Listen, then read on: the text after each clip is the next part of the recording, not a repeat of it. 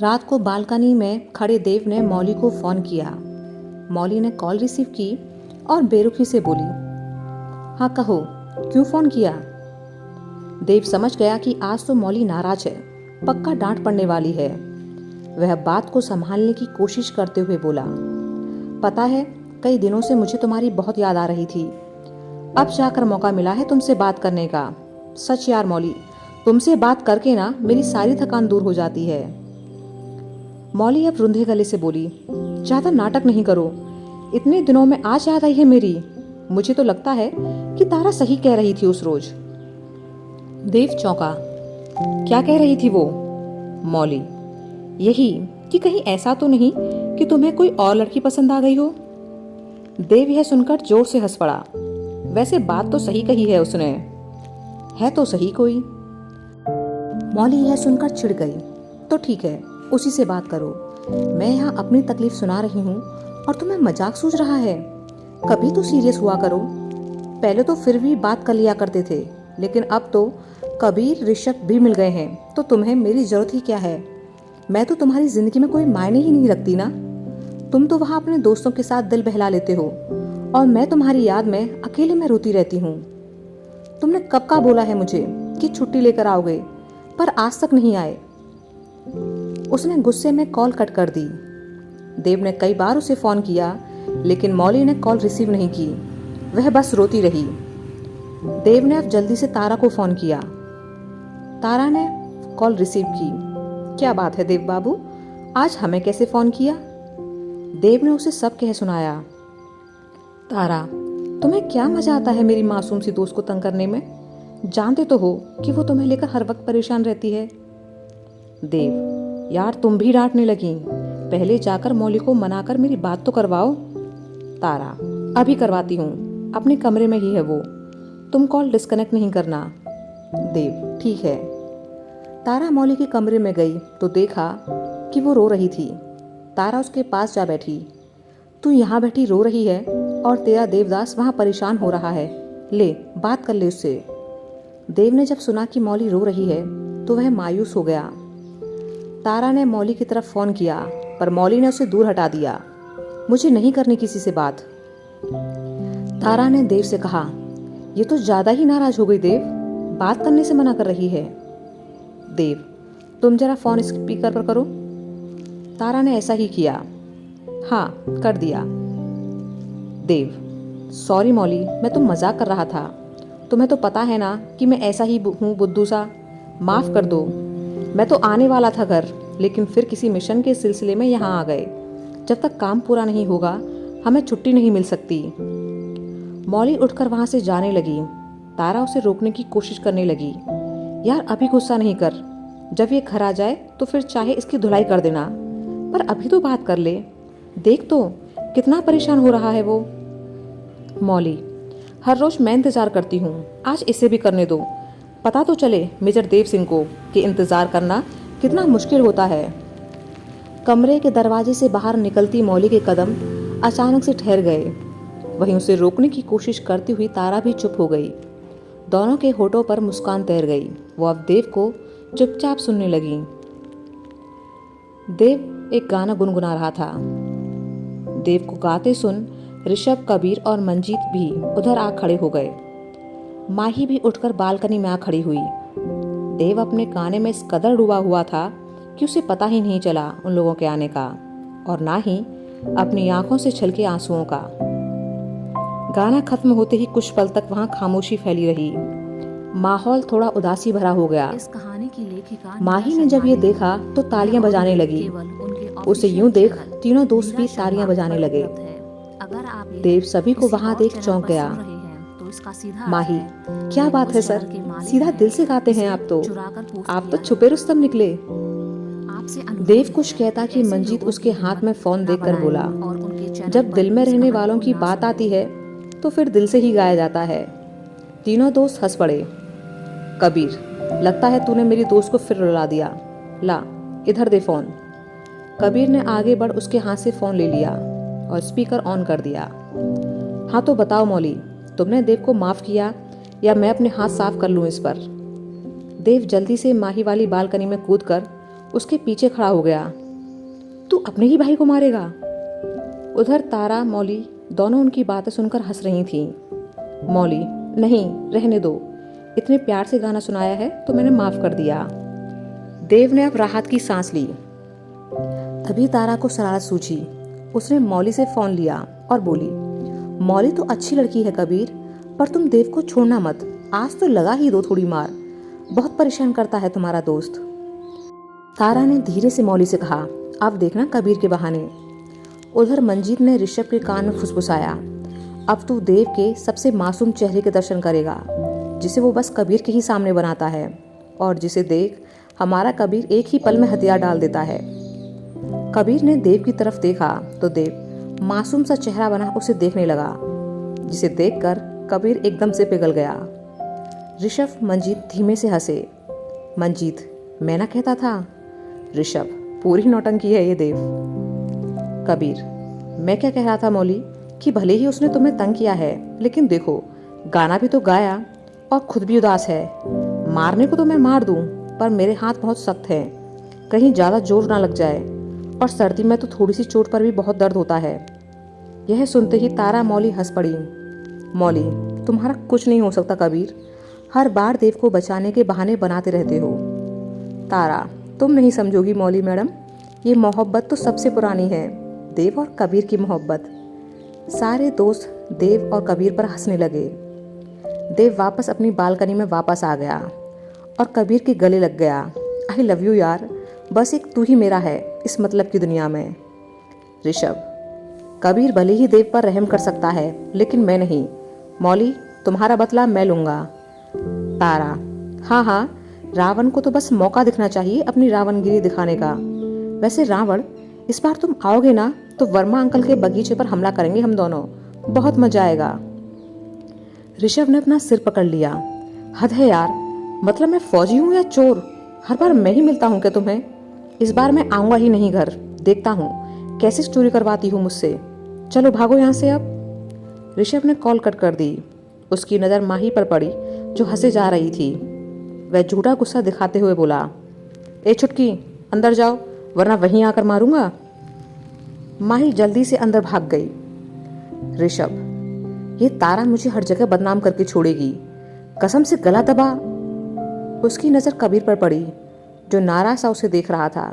नहीं नहीं, बहुत अच्छी लड़की है। कबीर, जानता हूँ, चलो अब सो जाओ सभी। मौली को खुश देखकर तारा बोली, पगली, इतना परेशान होने की कोई जरूरत नहीं है। मुझे देख, मेरा भी तो कबीर दूर है मुझसे, पर क्या कभी मैंने ऐसा किया?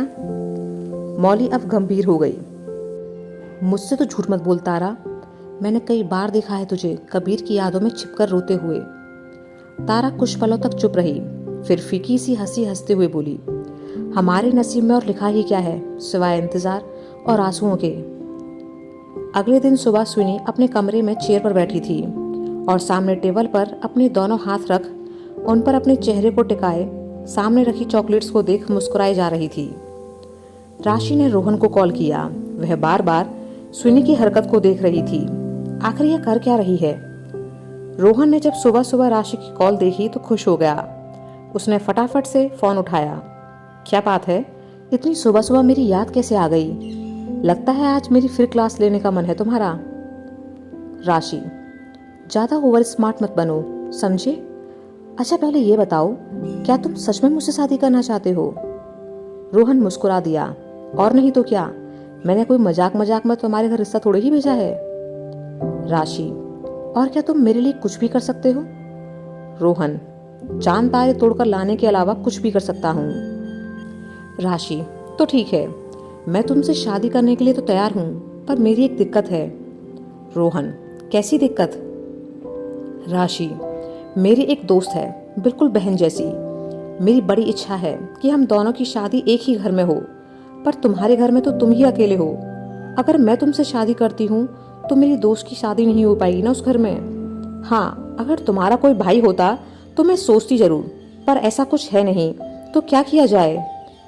रोहन कुछ पल सोचकर बोला, वैसे मेरे एक बड़े भाई हैं जिन्होंने अभी तक शादी नहीं की, और माँ उनके लिए भी लड़की ढूंढ रही हैं।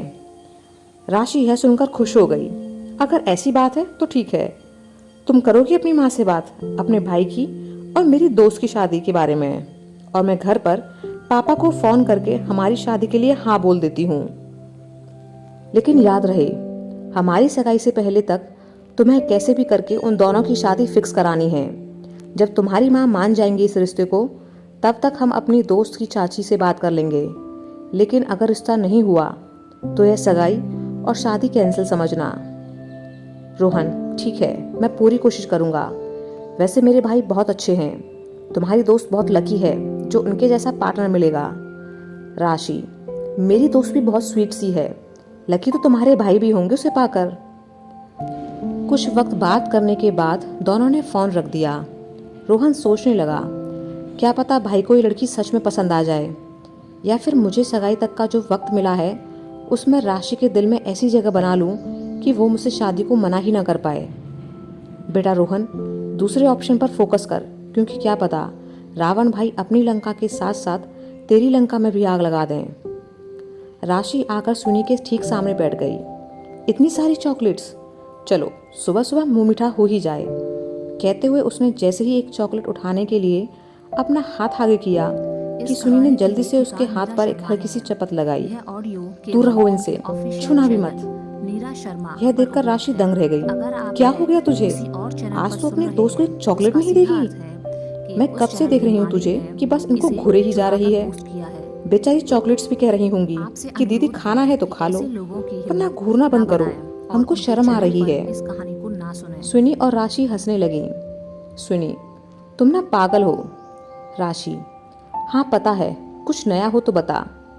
आज तूने पहली बार मुझे अपनी चॉकलेट खाने से मना किया है, इसकी वजह जान सकती हूँ? सुनी, क्योंकि ये चॉकलेट्स अलग हैं।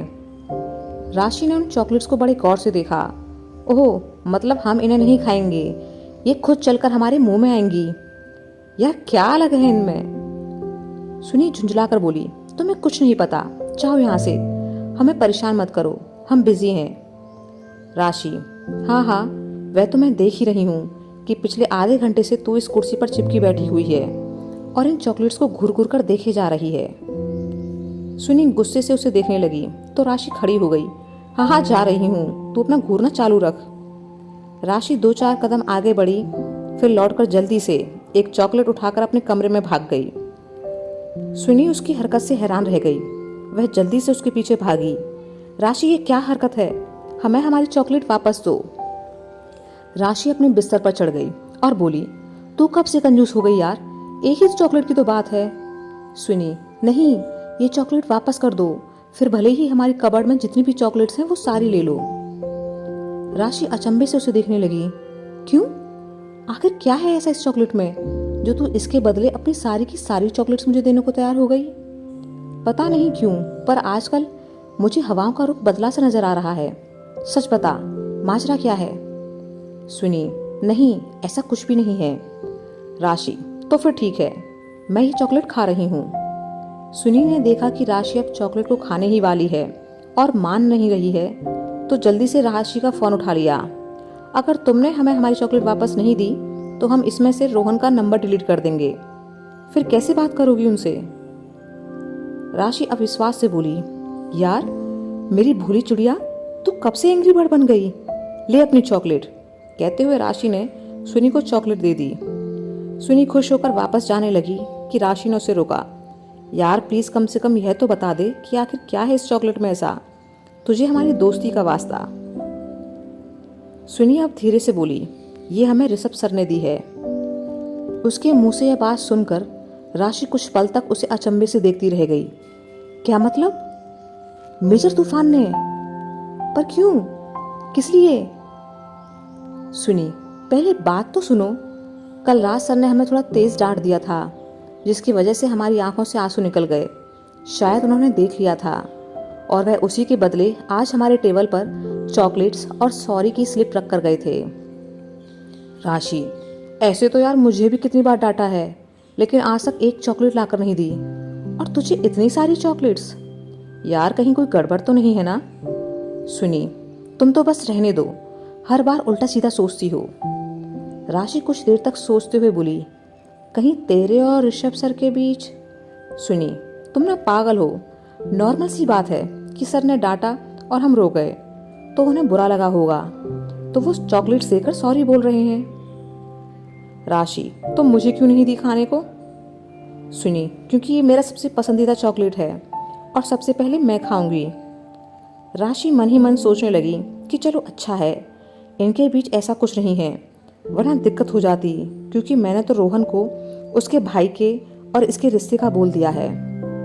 सुनी भी सोच रही थी, चॉकलेट ही तो थी, पर हम भी अड़ गए और अब झूठ बोला इसे, लेकिन क्यों? राधा माँ के घर के दरवाजे पर किसी ने दस्तक दी।